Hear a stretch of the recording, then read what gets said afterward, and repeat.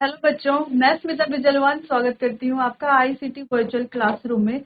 आशा करती हूँ आप सभी स्वस्थ होंगे और अच्छे से अपनी पढ़ाई कर रहे होंगे।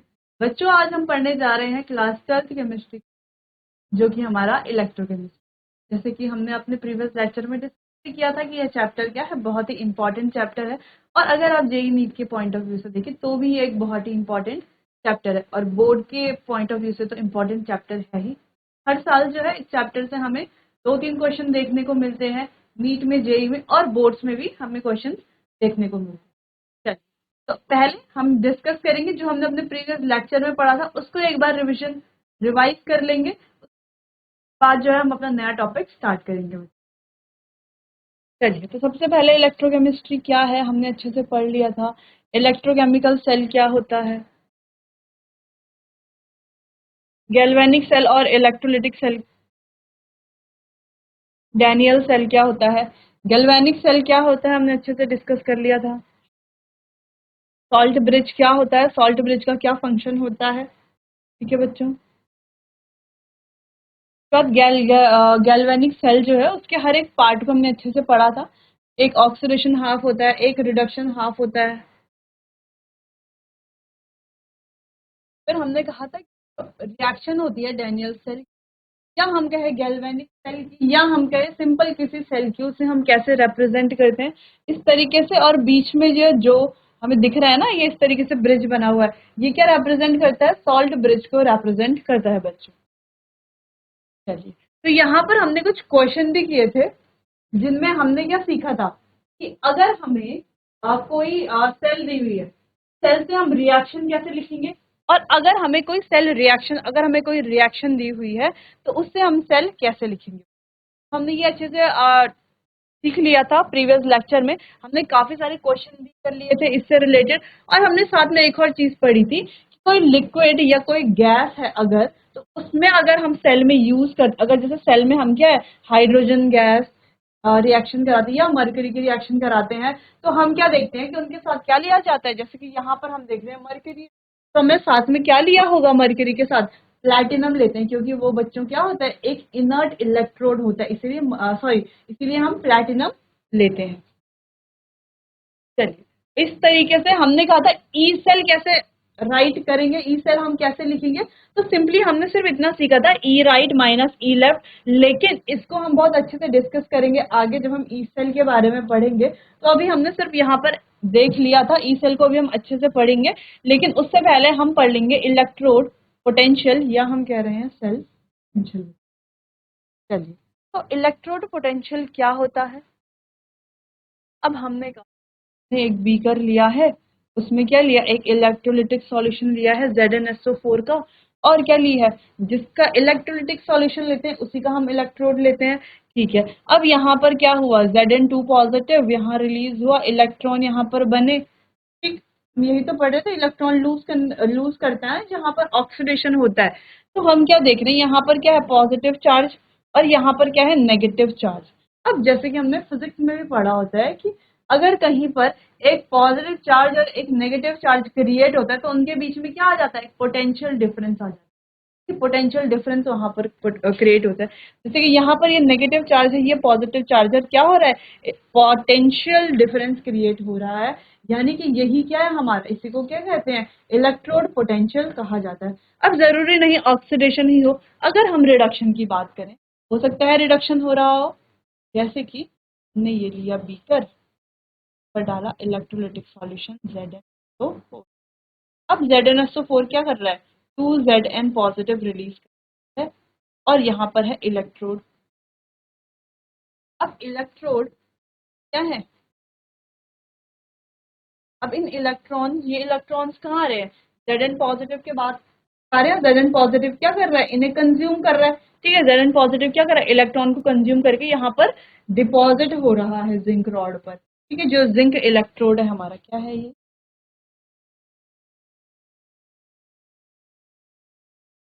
जिस वजह से क्या है, यहाँ पे देखो सिंपली क्या हो रहा है, ये जो Zn2 पॉजिटिव है ना, यहाँ पर ये यहाँ से क्या कर रहा है, इलेक्ट्रॉन्स को एक्सेप्ट कर रहा है, कंज्यूम कर रहा है, डिपॉजिट हो जाएगा, और क्या बना रहा है, जिंक, जिंक बना रहा है सॉलिड। यानी कि हमने कहा कि Zn2 पॉजिटिव है, को लेकर के क्या बना रहा है।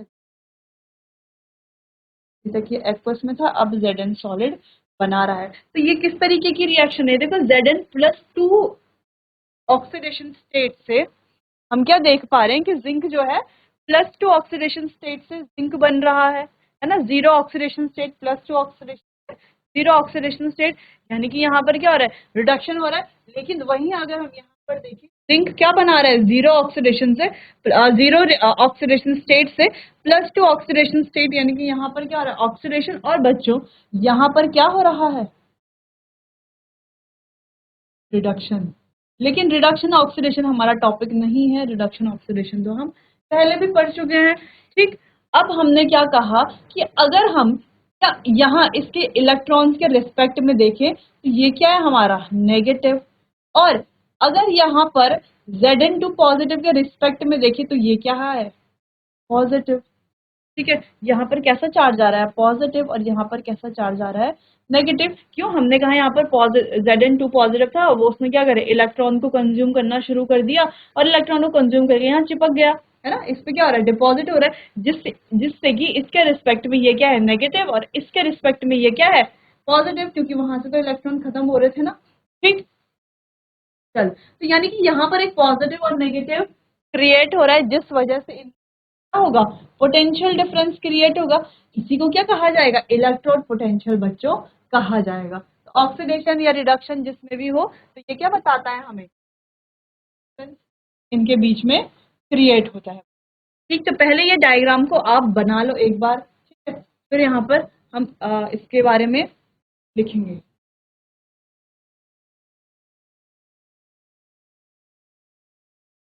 चलिए बच्चों, तो आप लिख सकते हैं, जनरली ये हमें क्या बता रहा है, क्या हो रहा है कि द पोटेंशियल डिफरेंस बिटवीन, के बीच का potential difference, electrolytic solution and electrode, the potential difference between electrolytic solution and electrode when the electrode is dipped into the electrolytic solution. यानी कि जब इलेक्ट्रोड को इलेक्ट्रोलाइटिक सॉल्यूशन में डिप किया जा रहा है, तो उनके बीच का जो पोटेंशियल डिफरेंस है उसी को हम क्या कह रहे हैं, इलेक्ट्रोड पोटेंशियल यहाँ पर सिंपली कह रहे हैं। ठीक है बच्चों, अच्छा ये इलेक्ट्रोड पोटेंशियल हमें बताता क्या है, ये इलेक्ट्रोड पोटेंशियल हमें क्या बताता है, टेंडेंसी के बारे में बताता है, to get oxidise and to get reduce, यानी कि ऑक्सीडाइज और रिड्यूस होने की जो टेंडेंसी होती है उसके बारे में ये इलेक्ट्रोड पोटेंशियल हमें बताता है बच्चों। It tells us about the tendency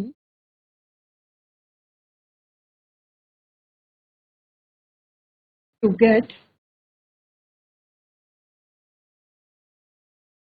oxidized and reduced। ठीक है, टेंडेंसी के बारे में बताता है, ऑक्सीडाइज होने की और रिड्यूस होने की टेंडेंसी। ठीक है बच्चों, तो ये था सिंपली हमारा इलेक्ट्रोड पोटेंशियल। ठीक, चलिए, तो when an electrode is in contact with the solution, यानी कि जब कोई इलेक्ट्रोड किसी सॉल्यूशन यानी कि इलेक्ट्रोलाइटिक सॉल्यूशन की बात कर रहा है, इसलिए लिख रहा है ना यहाँ पे सॉल्यूशन ऑफ इट्स आयंस, है ना, जो भी इलेक्ट्रोड है उसके आयंस का जो सॉल्यूशन है, यानी इलेक्ट्रोलाइटिक सॉल्यूशन की बात कर रहा है। सिंपली यहाँ पर किसकी बात हो रही है,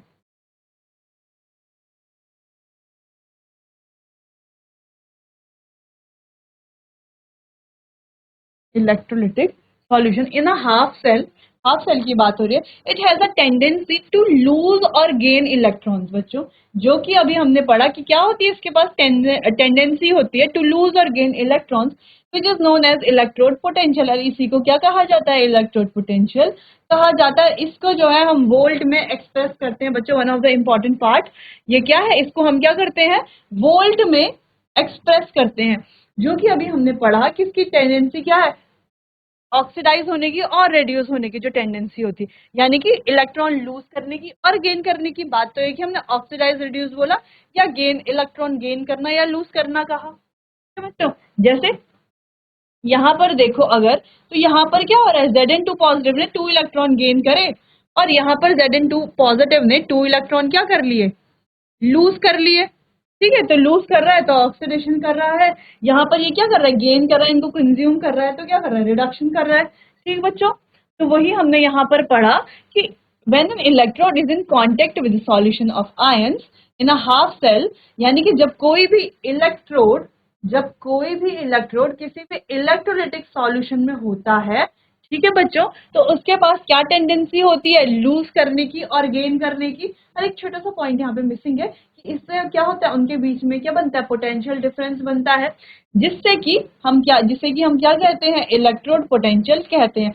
इसको जो है वोल्ट में एक्सप्रेस किया जाता है बच्चों। ठीक, चलिए, वोल्ट को जो है हम सिंपली ऐसे भी लिखते हैं, और potential difference between the electrode and electrolyte, और हम कह सकते हैं इलेक्ट्रोड और इलेक्ट्रोलाइट के बीच का जो पोटेंशियल डिफरेंस है बच्चों, तो दोनों तरीके से डेफिनेशन को हमने डिफाइन कर लिया है, इलेक्ट्रोड पोटेंशियल क्या है। तो अब आपको कंफ्यूजन तो नहीं हो रही होगी कि इलेक्ट्रोड पोटेंशियल क्या होता है। आप सिंपली अपने दिमाग में ये वाला डायग्राम याद कर सकते हो, जिसमें हमने क्या किया था, एक इलेक्ट्रोलाइटिक सॉल्यूशन लिया था, एक इलेक्ट्रोड लिया था। ठीक, उनके बीच में क्या हो रहा था, अगर हम ऑक्सीडेशन करते हैं या हम रिडक्शन करते हैं, ठीक है, अगर ऑक्सीडेशन हो रहा है या रिडक्शन हो रहा है, दोनों चीजों में क्या होता है, गेन और लूज होता है इलेक्ट्रॉन्स का। ठीक, फिर पॉजिटिव और नेगेटिव चार्ज क्या होता है, क्रिएट होता है, जिससे कि क्या होता है, दोनों के बीच में पोटेंशियल डिफरेंस देखा जाता है, जिससे कि हम क्या कहते हैं, इलेक्ट्रोड पोटेंशियल कहते हैं। यानी potential difference between the electrode and electrolyte is known as potential, is known as electrode potential. अब ये दो तरीकों का होता है, ऑक्सीडेशन और रिडक्शन। बच्चों, ये जो इलेक्ट्रोड पोटेंशियल होता है ना, शॉर्ट में हम इसको ईपी लिखते हैं अगर, तो ये जो इलेक्ट्रोड,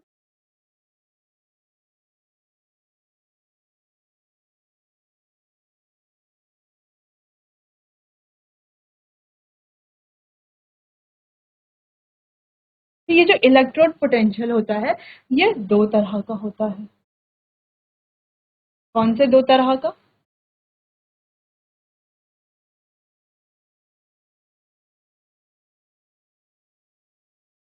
ऑक्सीडेशन पोटेंशियल, शॉर्ट में ओपी हम इसको कहते हैं। ठीक, और एक होता है रिडक्शन पोटेंशियल, या हम बच्चों इसको इस तरीके से कहते हैं, इलेक्ट्रोड ऑक्सीडेशन पोटेंशियल, यानी कि इलेक्ट्रोड का ओपी, ऑक्सीडेशन पोटेंशियल। फिर अगला हमारा है रिडक्शन पोटेंशियल,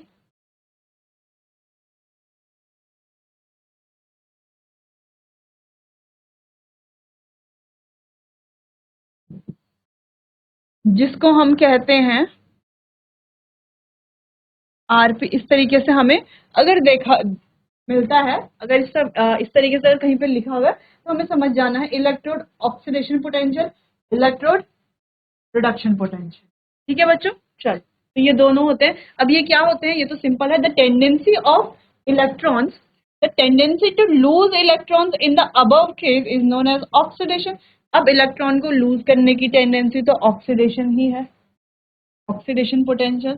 अब oxidation potential of a half cell is inversely proportional to the concentration of ion.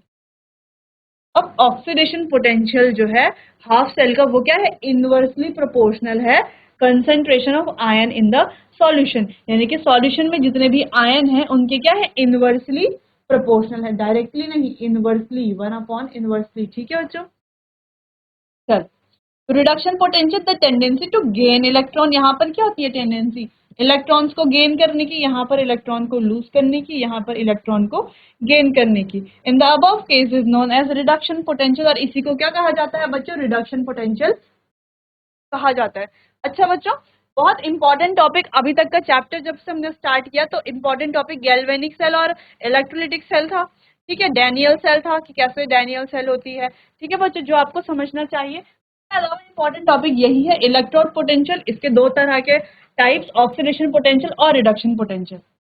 अब एक इलेक्ट्रोड पोटेंशियल होता है, एक हमारा स्टैंडर्ड इलेक्ट्रोड पोटेंशियल होता है। स्टैंडर्ड इलेक्ट्रोड पोटेंशियल यानी कि जहां पर हम कंडीशन को स्टैंडर्ड रखते हैं, इलेक्ट्रोड पोटेंशियल तो हो रहा है लेकिन कंडीशन क्या होंगी, स्टैंडर्ड होंगी। जैसे कि अगर हम कहें सॉल्यूशन जो है 1 मोलर सॉल्यूशन होना चाहिए, प्रेशर जो है 1 बार प्रेशर होना चाहिए, टेम्परेचर जो है फिक्स टेम्परेचर होना चाहिए। ठीक है बच्चों, चलिए तो इस तरीके से स्टैंडर्ड इलेक्ट्रोड पोटेंशियल होता है। अब वो क्या होता है आगे हम उसको डिस्कस करेंगे, उससे पहले आपको कर लेना है बच्चों ये नोट पूरा अच्छे से।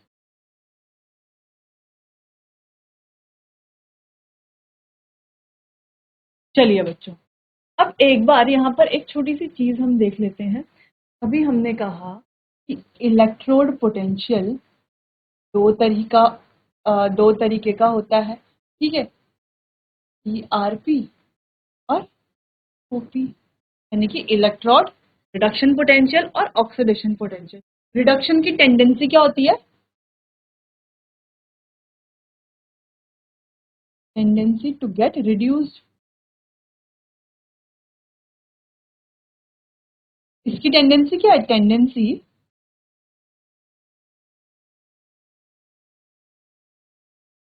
To get oxidise.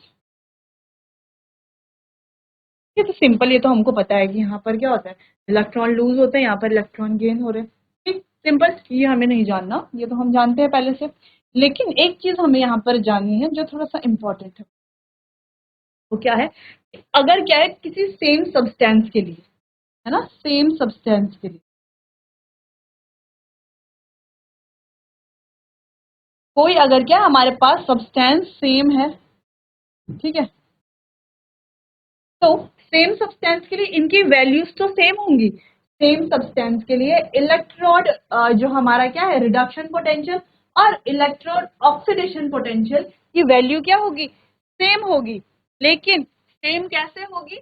देखो, अगर इलेक्ट्रोड रिडक्शन पोटेंशियल की वैल्यू किसके बराबर होगी? इलेक्ट्रोड ऑक्सीडेशन पोटेंशियल के बराबर तो होगी, लेकिन कैसे बराबर? माइनस में होगी। ठीक है बच्चों, अपोजिट बराबर होगी, सेम होगी वैल्यू, लेकिन क्या होगी? माइनस में होगी। ठीक है, तो अगर इलेक्ट्रोड ऑक्सीडेशन पोटेंशियल की कोई वैल्यू है तो वो किसके बराबर होगी? रिडक्शन पोटेंशियल के माइनस की वैल्यू के बराबर। यानी कि अगर मैं कहूं कि इलेक्ट्रोड रिडक्शन पोटेंशियल की वैल्यू है 0.41 वोल्ट, ठीक है, 0.41 वोल्ट अगर रिडक्शन पोटेंशियल की वैल्यू है, तो हम क्या कहेंगे? ऑक्सीडेशन पोटेंशियल की वैल्यू क्या होगी? -0.41 वोल्ट। ठीक है बच्चों, तो ये आपको ध्यान में रखना है। ठीक है, तो इम्पोर्टेंट पॉइंट तो यही था, ये तो कुछ इम्पोर्टेंट था ही नहीं, ये तो हमें पहले से ही पता होता है। ठीक है, कि ऑक्सीडेशन हो रहा है, रिडक्शन हो रहा है, 9th 10th 11th में अच्छे से पढ़ लिया है हमने। ठीक है, तो यही हमारी क्या है, ध्यान रखने वाली बात है। चलो, तो इसको आप नोट कर लो, फिर आगे बढ़ते हैं। चलो बच्चों, अच्छा यहाँ पर आप ऐसे लिख सकते हो, यहाँ पर इतना तो समझ में आ गया। यहाँ पर क्या लिख सकते हो आप? वैल्यू क्या रहेगी? सेम रहेगी, सेम वैल्यू। जैसे कि हमने कहा कि 0.41 वोल्ट है, या कुछ भी ले लो, सेम वैल्यू, बट साइन जो है अपोजिट में। ठीक है, क्योंकि जैसे अगर मैं कहूं कि Zn से Zn2 प्लस और Zn+2 से Zn, अब दोनों में क्या डिफरेंस है? एक में रिडक्शन हो। अगर मैं कहूं, यहां पर देखो बच्चों, Zn+2 से 0 आ रहा है, यानी कि +2 से 0 रिडक्शन हो रहा है, तो अगर यहाँ पर 0.76 वोल्ट इसकी क्या है? इलेक्ट्रोड पोटेंशियल है ना, इलेक्ट्रोड रिडक्शन पोटेंशियल है, तो ऑक्सीडेशन पोटेंशियल की वैल्यू क्या होगी? क्या होगी ऑक्सीडेशन पोटेंशियल? अब यहाँ पर क्या है, 0 से +2 ऑक्सीडेशन स्टेट में जा रहा है ना, यानी कि यहाँ पर क्या हो रहा है? ऑक्सीडेशन हो रहा है, सिंपल। यहाँ पर +2 से 0 में यानी कि रिडक्शन हो रहा है। ठीक, अब रिडक्शन पोटेंशियल की वैल्यू अगर 0.76 है बच्चों, तो ऑक्सीडेशन पोटेंशियल की वैल्यू क्या होगी? 0 - 0.76 वोल्ट। ठीक है, तो अगर हमें कोई रिएक्शन दी हुई होती है, तो अगर कोई भी सेल रिएक्शन है, तो हम हमेशा वैल्यू कौन सी कंसिडर करते हैं? हम हमेशा कौन सी वैल्यू लेते हैं? रिडक्शन पोटेंशियल की वैल्यू हम हमेशा वहां पर लेते हैं। लेकिन इलेक्ट्रोड रिडक्शन पोटेंशियल की वैल्यू नहीं, standard electrode reduction potential SRH जिसे हम कहते हैं, उसकी वैल्यू हम लेते हैं। ये तो अभी हमने समझने के लिए समझ लिया, लेकिन जब हम स्टैंडर्ड इलेक्ट्रोड पोटेंशियल पढ़ेंगे तो जब भी हम ई सेल सॉल्व करते हैं, है ना, ई सेल निकालते हैं, तो तब हम कौन सी वैल्यूज रखते हैं? स्टैंडर्ड इलेक्ट्रोड पोटेंशियल की वैल्यूज। अब स्टैंडर्ड इलेक्ट्रोड पोटेंशियल आपको थोड़ा कंफ्यूजिंग लग रहा होगा, तो पहले आपको सिर्फ इतना समझना है, ठीक है, इस एग्जाम्पल से इस बात को समझना है, फिर आगे हम बढ़ते हैं। चलिए चलो बच्चों, अब आगे बढ़ते हैं। अब स्टैंडर्ड हाइड्रोजन इलेक्ट्रोड क्या है? SHE या स्टैंडर्ड इलेक्ट्रोड पोटेंशियल हम इसे कहते हैं। क्या कहते हैं? स्टैंडर्ड इलेक्ट्रोड पोटेंशियल, ये भी हम इसको कह सकते हैं। ठीक है बच्चों, चलो। और दूसरी बात ये है, अब जैसे हमारा इलेक्ट्रोड पोटेंशियल दो तरह का था, वैसे ही स्टैंडर्ड इलेक्ट्रोड पोटेंशियल भी क्या होगा बच्चों? दो तरह का होगा। अब दो तरह का तो होगा, अब इसमें क्या होगा? एक स्टैंडर्ड रिडक्शन पोटेंशियल और एक स्टैंडर्ड ऑक्सीडेशन पोटेंशियल। ठीक है, चलो। तो इससे पहले स्टैंडर्ड इलेक्ट्रोड पोटेंशियल या स्टैंडर्ड हाइड्रोजन पोटेंशियल क्या? It is related to the standard conditions. यहाँ पर क्या होती है, जैसे कि बच्चों हमने पहले भी डिस्कस किया, कंडीशन क्या होनी चाहिए? स्टैंडर्ड। जैसे कि हम बोले टेम्परेचर क्या होना चाहिए? 298 केल्विन या फिक्स टेम्परेचर होना चाहिए, और प्रेशर क्या होना चाहिए? 1 बार। ठीक है, सॉल्यूशन कैसा होना चाहिए? 1 मोलर सॉल्यूशन होना चाहिए। ठीक है बच्चों, चलिए। तो और ये मतलब जो स्टैंडर्ड कंडीशंस होती है, तो one, the standard conditions taken as, देखो पहली स्टैंडर्ड कंडीशन यही है, 1 m concentration of each of the ion in the solution. Concentration 1 m होनी चाहिए, temperature 298 kelvin, 1 bar pressure for each gases. Gases के लिए 1 बार प्रेशर होना चाहिए। The standard hydrogen electrode she is assigned an electrode potential, इसे क्या कहा जाता है? इलेक्ट्रोड पोटेंशियल की तरह असाइन किया जाता है, ऑफ 0 वोल्ट। अच्छा, इसका वोल्टेज कितना होता है? 0 वोल्ट। ठीक, यानी कि electrode potential 0। The she is used as a reference to measure the electrode potential और अदर हाफ सेल। अच्छा, ये जो है एक रेफरेंस की तरह काम करता है, किसमें? इलेक्ट्रोड पोटेंशियल को मेजर करने में other cell, other half cells की। ठीक है बच्चों, तरीके से ये कुछ होता है हमारा। जैसे सॉल्यूशन देख लो, टेम्परेचर देख लो, प्रेशर देख लो, इनर्ट प्लैटिनम। अच्छा हमने, अच्छा यहाँ पे प्लैटिनम लिया हुआ है, समझ में आ रहा है ना प्लैटिनम क्यों लिया गया है? दिख रहा है प्लैटिनम क्यों लिया हमने प्लैटिनम? क्योंकि ये क्या है? हाइड्रोजन गैस है। बच्चों, हमने कहा गैस और लिक्विड जब भी हम लेते हैं तो हम साथ में प्लैटिनम लेते हैं। चलिए, तो ये स्टैंडर्ड हाइड्रोजन इलेक्ट्रोड शी की आप क्या नोट कर लीजिए? कंडीशंस नोट कर लीजिए। और स्टैंडर्ड हाइड्रोजन इलेक्ट्रोड को हम स्टैंडर्ड इलेक्ट्रोड पोटेंशियल भी बच्चों कहते हैं। इसके दो टाइप्स होते हैं, स्टैंडर्ड रिडक्शन पोटेंशियल और स्टैंडर्ड ऑक्सीडेशन पोटेंशियल।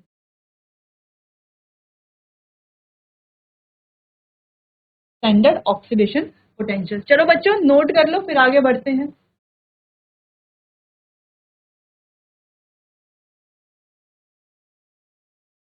चलिए, तो आज हमने इलेक्ट्रोड पोटेंशियल के बारे में बात की, साथ ही स्टैंडर्ड हाइड्रोजन या हम जिसको स्टैंडर्ड इलेक्ट्रोड पोटेंशियल के बारे में हमने बात की। चलो, तो जान लिया ये क्या होता है, SRP, SOP। और यहाँ पर भी होता है, जैसे इलेक्ट्रोड पोटेंशियल में पढ़ा ना कि स्टैंडर्ड रिडक्शन पोटेंशियल की value, sorry, electrode reduction potential की वैल्यू इलेक्ट्रोड ऑक्सीडेशन पोटेंशियल के बराबर होती है, लेकिन क्या होती है? अपोजिट होती है। ठीक, तो सेम यहाँ पर भी वैल्यूज बराबर होंगी, लेकिन कैसे होंगी? अपोजिट होंगे। जैसे SRP की जो वैल्यू होगी, SOP की वैल्यू उसके नेगेटिव, या SOP की जो भी वैल्यू होगी, SRP की वैल्यू उसके अपोजिट साइन में होगी। चलिए, अब इलेक्ट्रोड पोटेंशियल क्या है? इलेक्ट्रोड पढ़ चुके, हाँ पढ़ लिया हमने, अच्छे से समझ भी लिया उसको। एक बार यहाँ से हमें following two changes occur when metal rod को सॉल्यूशन किया जाता है, तो हमें क्या देखने को मिलता है? तो गिवन जो चेंजेस है वो हमें देखने को मिलता है। दो तरह के चेंज हमें मेटल रॉड को किसी सॉल्ट सॉल्यूशन में डिप किया जाता है। बेसिकली यहाँ पर कह रहा है कोई इलेक्ट्रोड है उसको इलेक्ट्रोलिटिक सॉल्यूशन में कर रहे हैं। दो चीजें हमें देखने को मिलती है, पहला ऑक्सीडेशन, तो ऑक्सीडेशन का तो रिडक्शन, वही जो हम पहले पढ़ चुके हैं, हमने अच्छे से डायग्राम के माध्यम से अच्छे से पढ़ लिया है। बस अभी हमें इसे क्या करना है, रीड करना है और आपको इसे नोट कर लेना। मेटल आयंस पास होंगे from the electrode into the solution, excess of electron and does a negative charge on the electrode, electrode पे नेगेटिव चार्ज आ जाएगा। The conversion of metal atoms into attractive force of polar water molecule, वही same चीज जो हम पढ़ चुके हैं। साथ ही रिडक्शन में इस तरीके की यहाँ पर ये बनेगा, है ना, ऑक्सीडेशन। ठीक, metal ions in solution gain electrons from the electrode leaving a positive charge on the electrode, ये इलेक्ट्रोड पे पॉजिटिव चार्ज बना देगा। Metals ions start depositing on the metal surface, और मेटल जो आयंस होंगे वो इलेक्ट्रॉन को एक्सेप्ट करके मेटल्स पे क्या होंगे, डिपॉजिट होंगे और पॉजिटिव चार्ज बनाएंगे। बच्चों देखो दोनों में डिफरेंस क्या आ रहा है कि यहाँ पर देखो एक नेगेटिव चार्ज क्रिएट हो रहा है और एक पॉजिटिव चार्ज क्रिएट हो रहा है, यहाँ पर भी एक पॉजिटिव चार्ज क्रिएट हो रहा है और एक नेगेटिव चार्ज क्रिएट हो रहा है। ठीक है, तो पॉजिटिव चार्ज और नेगेटिव चार्ज क्रिएट हो रहा है जिस वजह से इनके बीच में पोटेंशियल डिफरेंस क्रिएट होता है, हम इलेक्ट्रोड पोटेंशियल कहते हैं। ये हम कई बार पढ़ चुके हैं। बच्चों आज के लिए बस इतना ही, उम्मीद है आपको जो इलेक्ट्रोड पोटेंशियल के बारे में हमने अच्छे से आया होगा। बाकी के टॉपिक कंटिन्यू करेंगे हम अपने आने वाले अगले सेशन में, इसके लिए आप अच्छे से पढ़ाई करते रहिए। चलिए तो मिलते हैं अपने आने वाले अगले सेशन। आपका बहुत बहुत धन्यवाद।